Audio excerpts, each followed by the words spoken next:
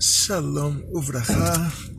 Em primeiro lugar, gostaria de agradecer ao senhor Idevaldo Manprim e querida família pelo conserto do carro que, do fundo do coração, como vocês viram, segunda-feira tivemos uma aula e depois disso o carro foi para a oficina. E esses 3 dias eu estava no metrô, no ônibus, e a geração jovem já mudou de geração, eu não percebi. Eu estou com 63 anos e quando eu tinha meus 20 anos, entrava um senhor de 63 no ônibus, a gente dava lugar para ele. Não tinha celulares, não tinha nada, não tinha equipamento. Então hoje a geração já é uma geração mais na teoria do que na prática. Então a gente entra no metrô, a gente está de pé e os jovens lá mandando mensagens no telefone, eles não estão percebendo se eles estão sentados, se eles estão em pé, se tem lugar, se a pessoa ao lado dele está vivo, se não está, e se está desmaiando, se não está desmaiando. Eu cheguei a ponto assim de peguei 2 vezes um ônibus que não era o mesmo motorista, era a mesma linha, mas é muito estranho assim que o primeiro motorista, ele já parou longe, eu tive que correr, quer dizer, o teste da sobrevivência, não importa a sua idade, você consegue correr 20 metros, enquanto ele não sai, quer dizer, ele para 20 metros depois do ponto. Você consegue correr os 20 metros, ele tem vergonha de escapar. Se não consegue, aí a culpa é sua. Você que não conseguiu correr. No outro dia, o mesmo ônibus, mas outro motorista é a mesma coisa.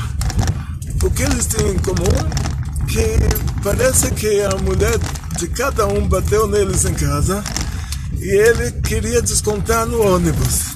Então cada brecada que ele dava, todo mundo ia para cá, para lá. Só que a gente já não tem aquela força que tinha antes. Numa dessas, a minha mala caiu, quase que eu caí. E assim, no ônibus, assim no trem, e no metrô, e parece que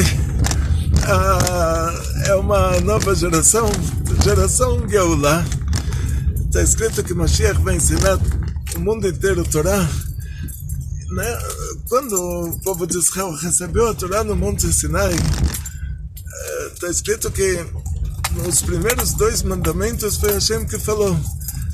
Aí o povo, as almas saíram do corpo e Hashem, Deus, ressuscitou todo mundo 2 vezes. Antes do 3º mandamento, isso quer dizer que eles não foram, se foi o dia inteiro lá, teve um intervalo entre um mandamento e outro. Eles tiveram tempo de falar para Moshe: olha, você fala com Deus e você repassa para nós. Então Hashem fez um milagre que no 3º mandamento Moshe Rabbeinu, ele repassou o 3º, a partir do 3º mandamento foi Moshe Rabbeinu que repassou, mas Hashem fez um milagre que o povo inteiro escutou Moshe. Não precisou de microfone. Imagina se tivesse um microfone para o povo inteiro escutar, quem estivesse mais próximo iria passar mal. Quer dizer, todo mundo escutou no mesmo volume, mesmo que eles eram milhões de pessoas. Então a distância entre o começo da montanha e até o último que estava no acampamento era uma distância grande. Todo mundo escutou no mesmo volume, mas lá foi um milagre. Então pergunta se Mashiach vai ensinar para o mundo inteiro Torá ao mesmo tempo. Será que vai ser dessa mesma maneira que Moshe Rabbeinu ensinou? Por milagre, quer dizer, Mashiach vai falar e o mundo inteiro vai ouvir? Ou vai ter outro meio? Então, desde a entrega da Torá até até a nossa geração,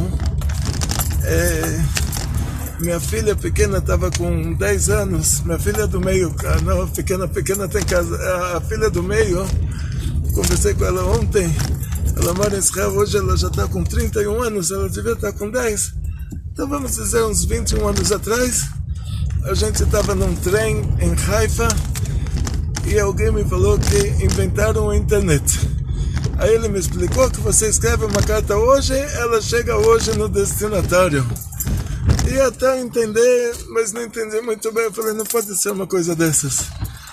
E então até 20 anos atrás, todo mundo sabia 100% que isso que os profetas falam, que toda a terra vai se encher do conhecimento divino, como a água preenche o mar, e que o Mashiach ele vai ensinar o povo inteiro a Torá, isso queria dizer que ia ter um milagre.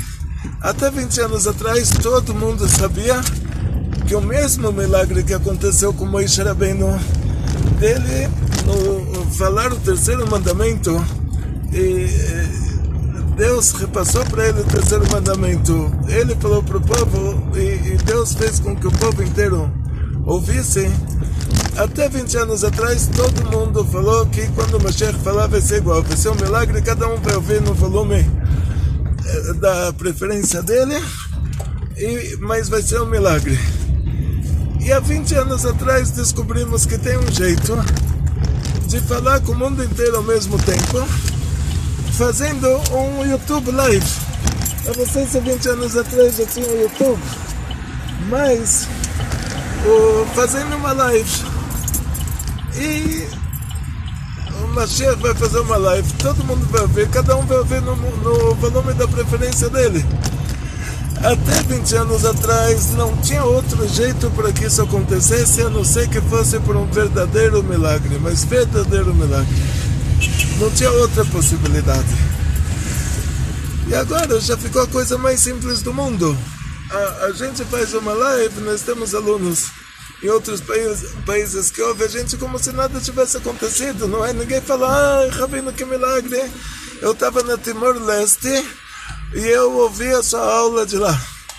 Não, ninguém nunca me falou que é um milagre. Quer dizer, o povo se acostumou que você faz uma live e todo mundo ouve, na hora que você está falando, todo mundo te ouve em tempo real, você até dá tchauzinho para quem está aparecendo. Eu não costumo fazer muito isso, porque cada país tem um horário diferente, então não vou obrigar alguém a acordar às 3 da manhã para ouvir a nossa aula. Então a gente grava a aula e cada um ouve no horário da preferência dele. Mas já está óbvio que quando o Mashiach der uma aula, aí a gente faz questão de acordar no meio da noite. Isso eu me lembro que Farrabat, quando eu estava na Yeshiva em 1978, 79, quando o Rebbe dava uma palestra na América, o Rebbe fazia um Farbrengen, aí se fazia uma ligação telefônica de New York para Londres, de Londres para Kfar Chabad, e lá em Kfar Chabad todo mundo acordava 2 da manhã, tinha um menino que batia com uma vassoura nas portas de todos os quartos na Yeshiva, ele gritava Farbrengen, todo mundo pulava da cama, se colocava a roupa em cima do pijama, corria para o Tzar, que se chamava, lá tinha um prédio no meio de Kfar Chabad, que lá tinha uma foto do Rebbe com um microfone, e estava o Rav Mendel Futefas, que era o nosso professor, ele estava sentado exatamente embaixo do microfone, e o Rebbe falava e a gente ouvia. Já era isso em 1978, então quer dizer que já tinha como, já existia essa possibilidade do Rebbe falar e o mundo inteiro ouvir. Agora também a gente está numa situação que dá para ver também, não só ver. E quando a gente fala sobre Mashiach, tem profecias na Torá, não somente profecias explícitas, E quando a gente fala Torá, vamos dizer de uma maneira bem genérica, Torá escrita, Torá oral, tudo que é chamado de Torá, tudo que a gente não poderia jogar no lixo, toda coisa que se você escreve você não vai jogar no lixo, se você ouve você não pode ouvir no banheiro, quer dizer, você não pode ouvir a nossa aula no banheiro, que a nossa aula também é Torá. E vamos dizer que a Torá, de uma maneira geral, ela traz muitos assuntos sobre Mashiach. Um dos assuntos lembra muito o noticiário dessa semana. É uma discussão entre Rabi Eliezer e Rabi Yoshua na Gemara. E a discussão é: será que a gente precisa fazer teshuvah? E agora que estamos no mês de Elul, o mês da teshuvah, será que a gente precisa fazer teshuvah para que tenha Geulah, para que tenha a nossa redenção final? Ou a gente não precisa fazer teshuvah? Porque se a gente precisa fazer teshuvah, vai atrasar mais um pouquinho. Quer dizer, ou seja, o que é teshuvah? A pessoa faz uma coisa errada, ele tem que se arrepender do que ele fez errado. O que quer dizer se arrepender do que ele fez errado? Então vamos imaginar uma situação assim: uma pessoa assaltando e de repente chega a polícia. Aí a polícia pergunta: o que você está fazendo? Você está assaltando? Você sabe que é proibido roubar? Aí ele vai falar: então, o problema é que eu não sabia que vocês estavam aqui. Se eu soubesse que vocês estavam aqui, que vocês iam me levar para a cadeia, eu não teria roubado. Eu só teria roubado se eu soubesse que vocês não estavam aqui, ou se eu soubesse que vocês não vão me fazer nada, que eu não vou para a cadeia por causa disso. Então será que isso é teshuvah?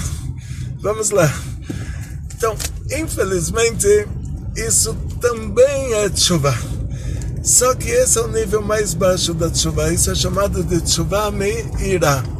Ou seja, a pessoa, ele não faz a coisa errada, ele se arrepende do que ele fez errado, porque ele falou: eu fiz a coisa errada e agora Hashem vai me dar um castigo, Deus vai castigar, e agora eu não vou ter sucesso, não vou ter saúde, não vou ter dinheiro, não vou ter felicidades, e Deus me livre. Então ele decide não fazer a coisa errada, ou se arrepender de ter feito a coisa errada, para não ir para o inferno.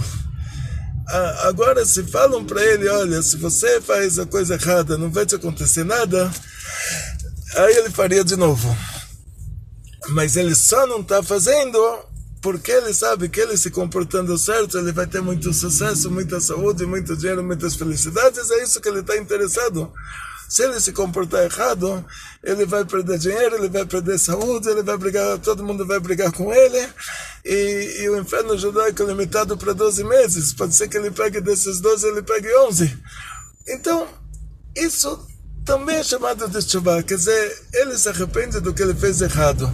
Ele começa a fazer certo para ganhar um paraíso, para não ir para o Gehenom, para não ir para o inferno. Para ganhar dinheiro, para não perder dinheiro. Para ganhar saúde, para não perder saúde. Para ganhar tudo e não perder nada. Isso também é teshuvah. Mas isso é chamado de teshuvah me'irah. É um retorno para Hashem, é um retorno para Deus, mas esse retorno é um retorno por temor. E você imagina, dentro de uma família, se o pai fala para a filha: minha filha, o que você sente pelo seu pai? E a filha fala: eu tenho medo, eu sinto medo, eu saio de casa, eu tenho um alívio que eu saio de casa. Eu entro em casa, eu entro em pânico, eu tenho pavor. Eu durmo, eu tenho pesadelo de noite. Eu saio de casa, eu tenho um alívio. Será que isso é uma família? Será que a gente pode chamar isso de família?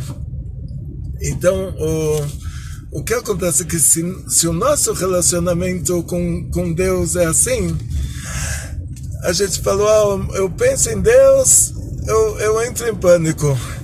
Eu paro de pensar em Deus, eu tenho um alívio. Eu penso em Deus, eu me lembro de tudo que eu fiz de errado e olha o que está me esperando. Que tragédia que pode me acontecer por causa disso. Eu esqueço de Deus, me acalmo. Então isso não é vida, isso não é uma família. Então tchuvá, mesmo que esse nível de tchuvá também é chamado de tchuvá, mas tchuvá é, imagina a filha que ela fez alguma coisa errada. Então ela chegou em casa, vamos imaginar o que pode ter sido uma coisa errada que uma criança pode fazer para os pais. Ela se comportou errado na escola e fez uma prova sem olhar, tirou nota 0 e ela acrescentou um número 1 à esquerda do 0. Quer dizer, 1 à esquerda. Então o 0 ficou 10. Estava lá tudo errado, mas o 0 ficou 10. Ela chega em casa, aí o pai pergunta como você estava na prova. Ela fala, graças a Deus, prestei atenção, acertei todas as perguntas, tirei nota 10. Então, por dentro, ela sabe que ela está com aquele friozinho na barriga. Talvez o pai vai olhar a prova e vai ver que é uma falsificação. Nosso relacionamento com Deus não tem que ser dessa maneira. Quando a gente pensa em Deus, a gente tem que imaginar o amor que Hashem tem por nós. Diz o Baal Shem Tov que o amor que Hashem tem, que Deus tem por cada um de nós, ele dá um exemplo. Imagina um casal com 100 anos de idade que teve a primeira criança. Imagina agora o amor que eles têm por essa criança. Diz o Baal Shem Tov, isso ainda não é nada relativo ao amor que Hashem tem por cada um de nós.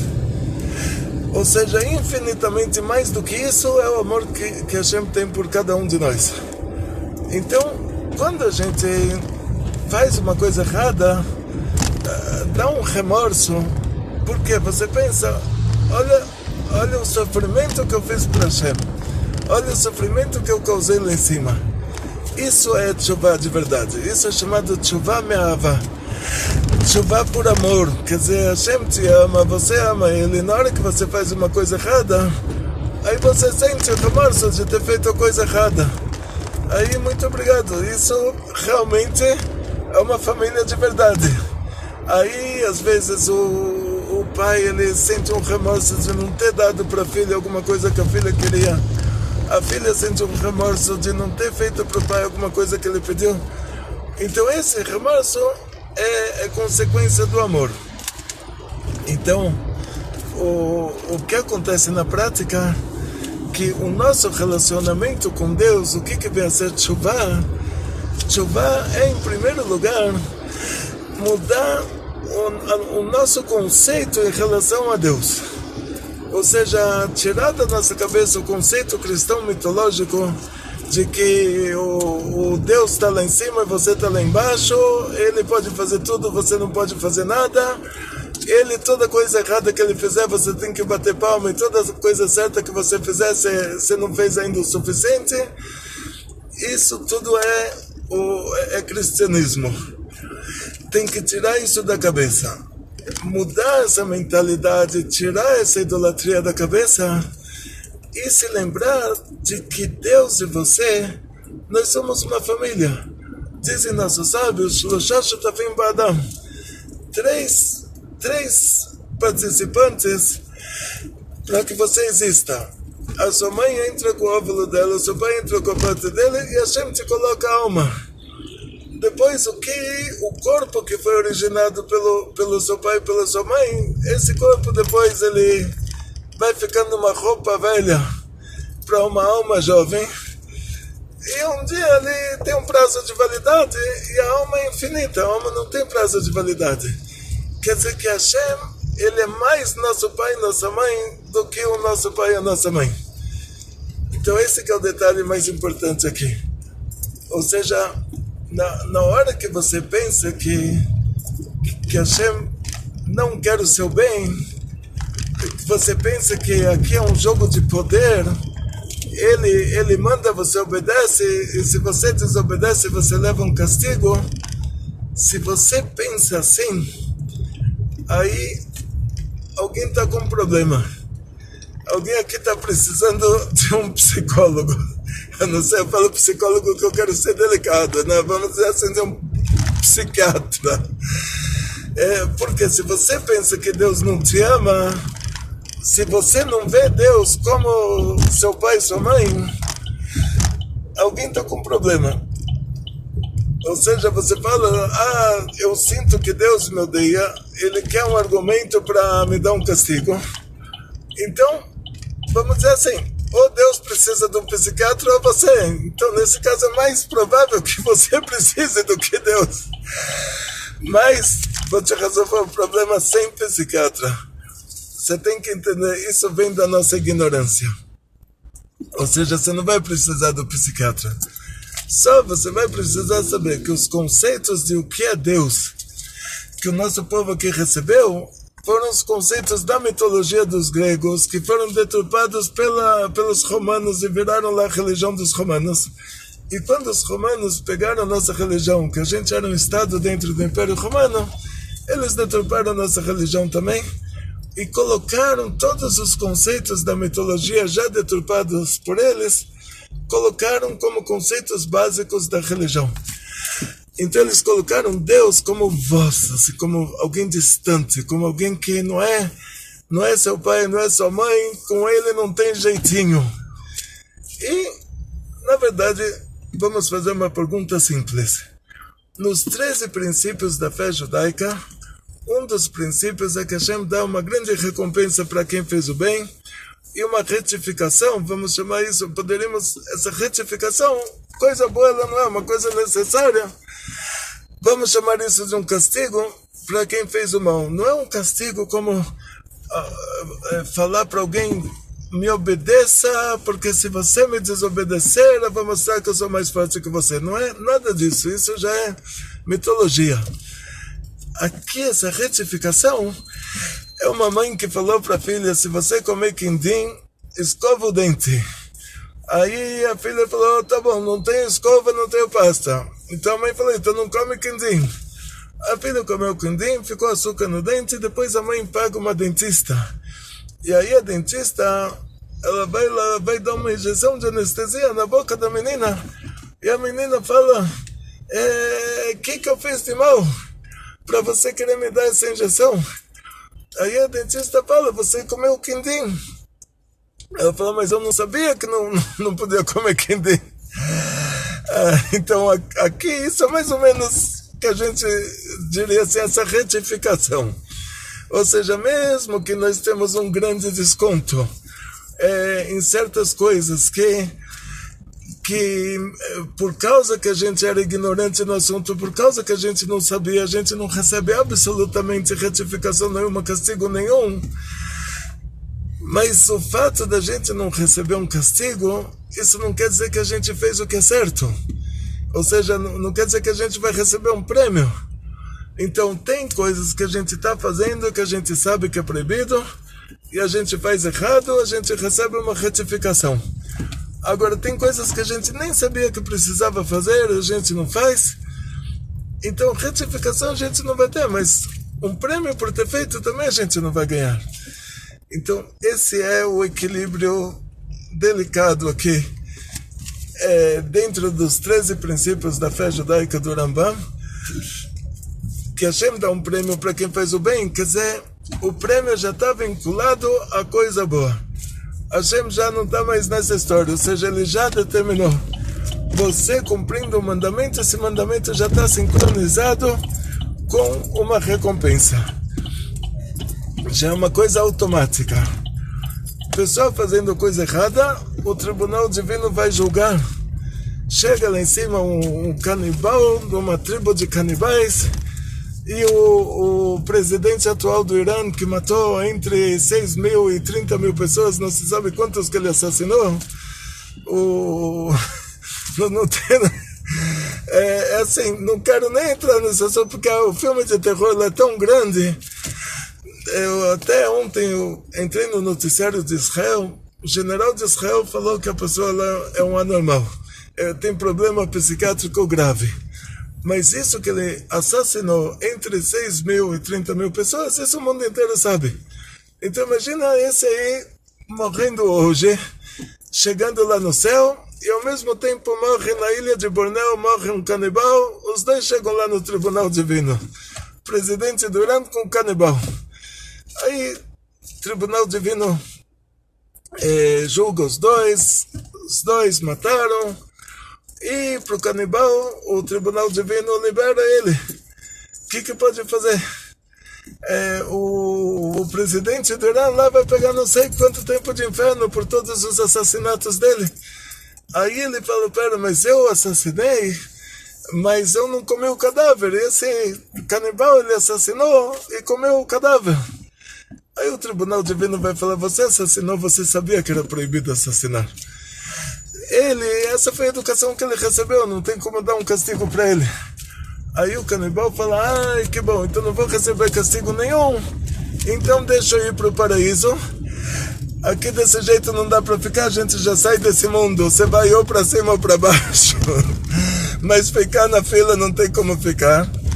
Então aí o tribunal divino vai falar para ele, desculpa, né? Não te dá um castigo pelas coisas que você não estava consciente que você fez, então você não recebe um castigo. Agora te dá um paraíso, o que você fez para justificar isso? E esse que é o assunto principal da Teshuvah. Ou seja, o nosso erro é que quando a gente pensa em Teshuvah, a gente fica tentando se lembrar o que eu fiz de errado. O que a gente se esquece é que o que eu precisava fazer certo eu não fiz. Que a unidade de tomar essa decisão, que eu vou